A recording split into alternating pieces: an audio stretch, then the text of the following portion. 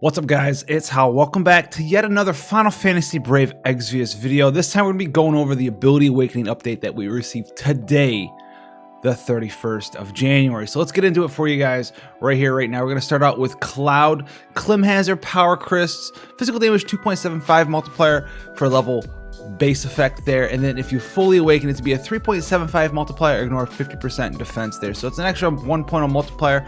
Do keep in mind that he does actually have a couple of passives in his 7-star form to increase this multiplier even higher. So this turns him into a nice dual casting Clim Hazard in 7-star form for some nice damage. So if you are going to be using Cloud, his best abilities are going to be chain capping with the very end of his limit burst and chain capping with Clim Hazard. So I would go ahead, if you are a Cloud user, lover, you want to use him, go ahead and get that Clim Hazard. Now, Soldier first class, if you max it out, you're gonna get a little more HP and MP here, 10% there. Attack, defense, magic, and spirit plus 40% instead of 30%, so another 10% there, and then another 30% attack if you're using a great sword. So definitely gonna use this if you're gonna use Cloud. Take this up a notch. It's another 40% attack, a little bit of HP and MP, a little bit of defense, magic, and spirit as well there. Genova Cell's definitely going to want to do this. If you max it out, it's going to give him 30% more HP, and it's going to make him immune to all status elements in the game. So very strong. Genova Cell's definitely maxed it out as well if you plan on using Cloud. Now, Fighting Instinct, not really something that you need to do. It's going to give you a little bit more counter chance, it's going to give you a little more counter damage. If you want to toy around with making Cloud tank for you with weird ways, with like Illusions to Coal or something, and make him like a counter tank, then that's when you're gonna go for this. But outside of that, you're not really gonna need to take Fighting Instinct there. The counter damage doesn't really matter that much in the grand scheme of a boss fight, neither does the counter chance. So you can take a solid pass on Fighting Instinct there. Aggression, it's gonna give him 50% high tide and 20% attack if you max it out. So you're gonna get that for the attack and get it for the high tide, because Cloud's two things. You're gonna chain cap with Limit Burst. Very strong there. You're going to chain cap with Clim Hazard. Alright guys, so that's going to be Cloud. Moving on, Alfreda, a little bit of fun here with Alfreda. True double hand. Definitely going to want to take this if you're going to be using Alfreda. She does a lot of counter damage in the right situation, so you can do that. And also, it's not going to give you any accuracy for the arena. I want to touch on that, right? It says equipment attack 100%, accuracy 25. It actually doesn't actually go up. Usually the accuracy you get is like around half of the true double hand attack bonus that you would get. So this time it actually doesn't increase, but a little bit more attack. If you're going to use it in PvE situations, definitely do that. If you're using Alfreda just for the arena, you don't really need to enhance the true double hand here. Frostbite, not really anything you need to do here either. I mean, you could take the Ice Impero there, that's fine. If you're using it in PvE, that's okay. A little bit more crit damage, but you're busy guarding, doing some other stuff. She already counters with Ice Impero of 60% anyway, so you don't really need to invest in Frostbite here. You can if you want, but you don't have to. Same thing with Clever Smile here. 100% provoke for 3 turns, that's fine. 55% attack and magic break, that's fine. But that's really all they are. They're just kind of fine. Do know here that the Clever Smile provoke goes up to 3 turns instead of 2 turns. So if you're really lacking some sort of 3-turn provoke for her, then go ahead and do that. Most of the time, though, you kind of build up a weird party composition around Alfreda to make her really work well for you, and this isn't going to be that big of a deal. Ice Prism, definitely take this for the arena, for PvE, whatever you want to do. It's going to boost the counter chance up to 20%. It was a very, very, very, very low percent before that. Now it's going to be 20% chance to counter with her guaranteed critical hit damage tag. This is her 6.5 times multiplier guaranteed critical hit, so it's over a 10 times multiplier counter attack. On top of that, you're going to get defense, spirit, and HP plus 30%, and base ice resistance increased by 30% as well. So definitely going to take that one for sure there if you do have fun playing with Alfreda. Next up is going to be Ong. Alright, Ong's enhancements, half of them you know you're going to want to take, the other half you might want to pass on. Give that disclaimer there, but they could be better with his 7-star form, which we don't know about yet, and I'll tell you exactly why when we get there. Okay, Heart of this Hunter, if you increase this up to max level, your HP and MP is going to go from 30% to, guess what guys, 30%, but the attack's going to go from plus 20% to plus 40%. Definitely want to do that. And then you're going to add Paralyzed Confusion to his already existing Poison, Blind, and Petrify immunity, so you're going to have all 5 of those and be very strong. Then you're going to get 25% Killers versus Birds and Dragons. So overall, not the strongest enhancement, but you're going to want to take it for that passive stat bonus to your attack and a little bit of damage and a little bit of status immunities. Always pick it up. Now, Master Archer, you're going to get some massive attack here. You're going to go from 30% attack, defense, magic, and spirit when equipped with the bow to 100% attack, and then 50% defense, magic, and spirit when equipped with the bow. Definitely pick this up. Super insane there. Now, penetrating shot, one of the first ones where it may be good. I'd say pass on it for now, but it could be good in the future depending on his 7-star form. So choose 3 enemies, a physical damage 0.7 multiplier to the chosen enemy. You can choose the same enemy 3 times if you decide to. And it's a 45% defense and spirit break and unlocks swift shot for 2 turns. If you max it out, it's going to be a 1.0 multiplier with ignore 50% defense, okay, to the enemy. And then it's a 60% defense and spirit break, and it still unlocks swift shot for 2 turns. The defense and spirit break, that's fine if you have a solid breaker, right? If you're playing with a 70% break, you don't really need this. And then the small caveat for this skill is it goes from a 0.7 multiplier per hit to a 1.0 ignore 50% defense. That's be a 2.0 multiplier per hit, which at the end of the day is collectively a 6.0 multiplier. Not the strongest thing ever, considering we're in the 7-star meta, but if 7-star Ang gets, you know, a passive in his 7-star form that's increased penetrating shots multiplier by 1.0, and you have it enhanced, then it's going to be a 2.0 multiplier, ignore 50% defense, and you fire it to 3 different enemies, and you choose the same enemy 3 times. So it's going to be a 2.0 multiplier, ignore 50% defense. That's a 4.0 multiplier times 3, so it'll be a 12 times multiplier. Pretty decent chain finishing, chain weave, and if you get something even stronger than that, where it's like increase the multiplier by 1.5, then you have like a 2.5 and over 50% defense. It's a 5.0 times 3, 15 multiplier, so it could be very strong. The key part there is the ignore 50% defense at the +2. So if you get a multiplier increase to penetrating shot, you're gonna want to get it. All right, I'm gonna hammer that. If you get a multiplier increase in the 7-star form, you're gonna want to enhance it. Otherwise, not that big of a deal. Ash shot, pretty much the same thing. Follow suit, 0.7 multiplier up to a 1.0 ignore 50% defense, and then fire imperil goes to a 75%. If you want to get a fire imperil before you fire a limit burst off, then ash shot enhanced, I definitely do it. You are more inclined to do it if, like I said before, Ang in his 7-star form gets some sort of passive to increase ash shots multiplier because of that 50% ignore defense. Very, very, very, very strong with those 2 skills. That's gonna be Ang. Definitely pick up Master Archer, Heart of the Hunter, maybe ash shot, pass on penetrating shot for most players for now. And then if he gets that 7-star passive, you go back and you get those things and you can do some massive damage with them. Now, Chow. Chow got some interesting stuff. Spiritual Core. His base effect here, it gives you passive 30% HP, and then if your HP drops below 30%, you get 100% spirit buff. Okay. If you +2 it, you're gonna get 50% spirit passively. Okay. And if your HP drops below 60%, you're gonna get 150% spirit buff. Okay, so awesome, awesome. Definitely pick this up. He's a tank. He'll probably drop below 60% HP at some point. You're gonna get that nice forever 150% spirit buff on top of the passive 50% spirit buff there. So definitely pick up Spiritual Core. Twin Disciplines. I'll synopsize this for you real quick. The base effect, 20% HP passively, 30% defense if you equipped with a robe, 30% spirit if equipped with heavy armor. Now, if you plus it up to +2, which you're going to want to do, you get 30% HP instead of 20%. And then if you have a robe, heavy armor, clothing, or light armor equipped, no matter which of the 4 you have on, you're going to get different bonuses. Okay, so if you have clothing or robes, you're gonna get 60% spirit, 30% defense. If you have light or heavy armor, you're gonna get 60% defense and 30% spirit. So if you're wearing light or heavy armor, you're gonna be tanky against physical damage more. If you're wearing clothes or robes, you're gonna be having more spirit. So most of the time, you're gonna want to be putting a robe or clothes on Chow. Depending on what you have access to, depending on the rest of your gear. There are going to be situations where, you know, you have like Wilhelm, Super Team R or something, you put it on Chow, and it's better for you in some certain situation, right? Stuff situational in the game, but for the most part, he's a magic tank. You're going to want to boost up that spirit even more than before. So you have now clothes and robes instead of just robes before for that spirit bonus.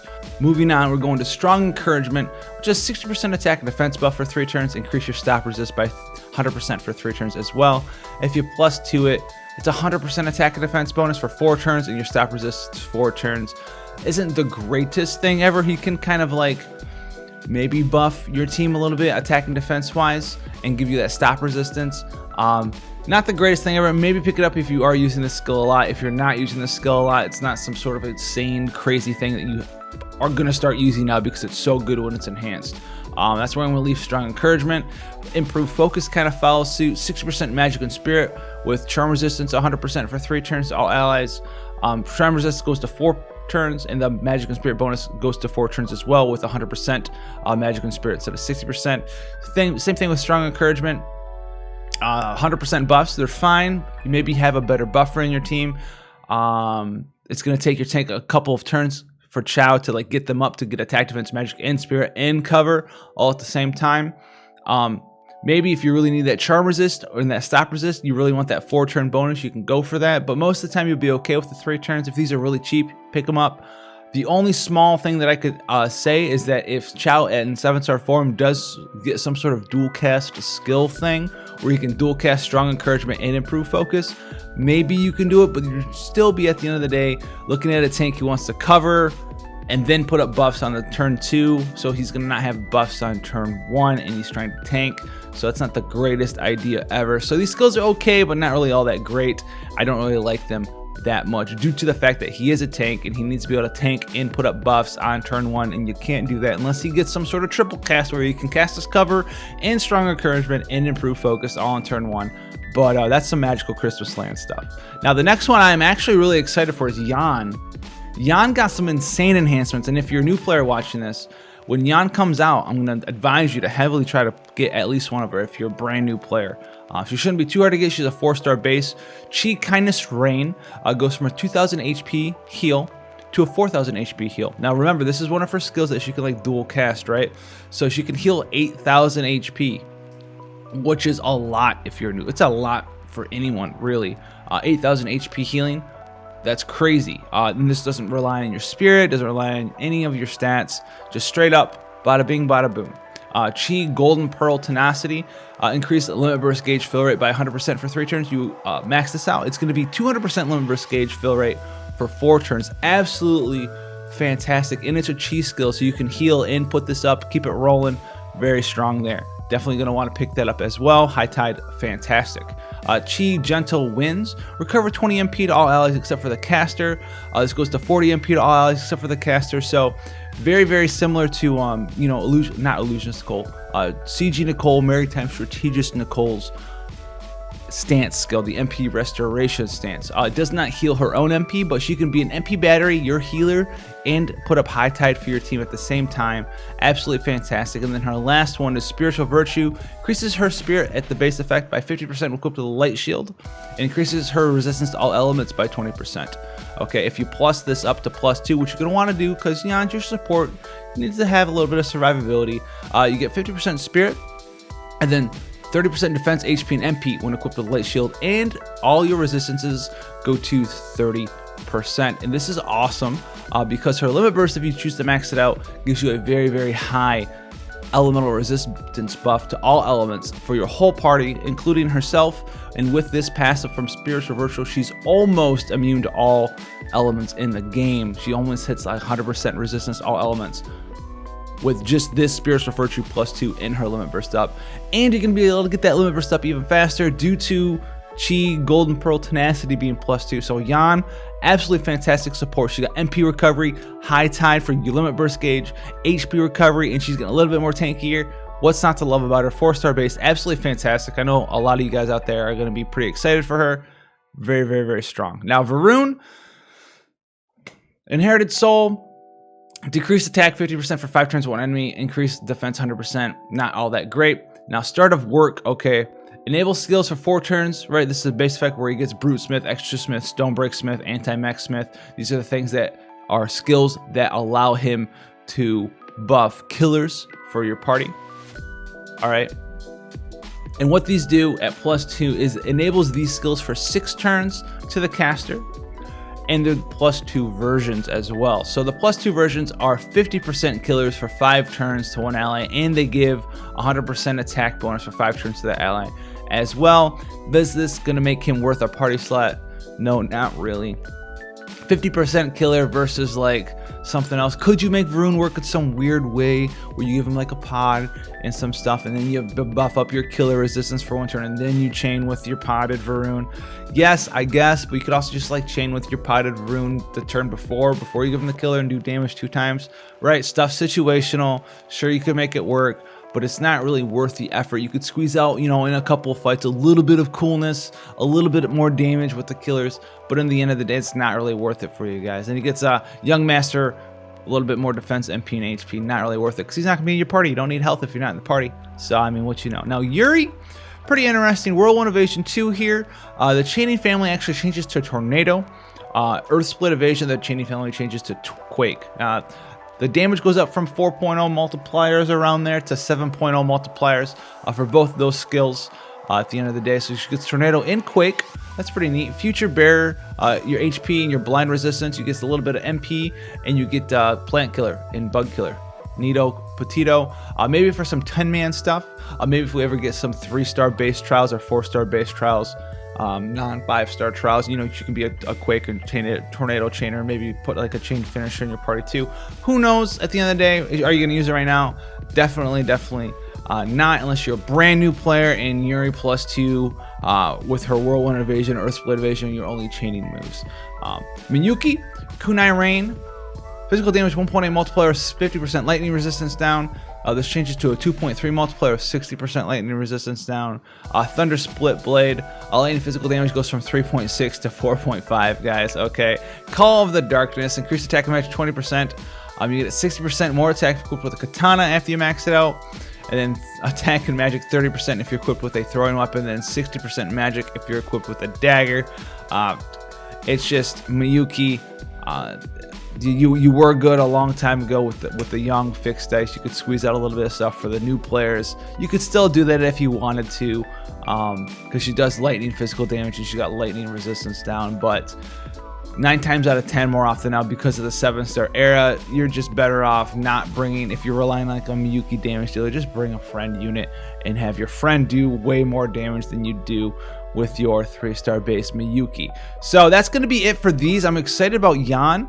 Chow and Ang, we'll have to see what their 7-star forms do look like. They could be extremely powerful, especially Yan's with his ass shot penetrating shot. Do I think they're going to be doing that? Maybe. I'm not sure. It's like a 50-50 shot, whether, you know, skills get updated with new multipliers and 7-star forms. You guys see that all the time. You know, 7-star comes out, it's like, oh yeah, Clem Hazard, yeah, another 1.0 multiplier, tack it on there. And speaking of Clem Hazard, Cloud and Alfreda, pretty cool as well. Cloud's actually a pretty underrated chain finisher. It's really hard to put chain finishers in your team, but everyone liked Olive back in the day.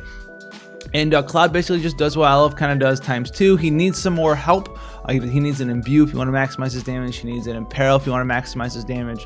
But he basically just spams True Shot, but dual casts it. So that's pretty cool. If you're a Cloud lover, you can fit him in your team. It's going to take some work though. And then Alfreda, as always, fun tank spank, counter all that fun stuff, put her in the arena, stir it up, and it's going to be fun for you. It's gonna be fun for you guys. So if you want to see more stuff like this, hit that sub button. You know where to find the channel. Share the love. Let everyone know what's going on. And let me know down below if you're gonna be enhancing any of these units, especially Chow and Ang and Yoon. All right, guys. Not Yoon.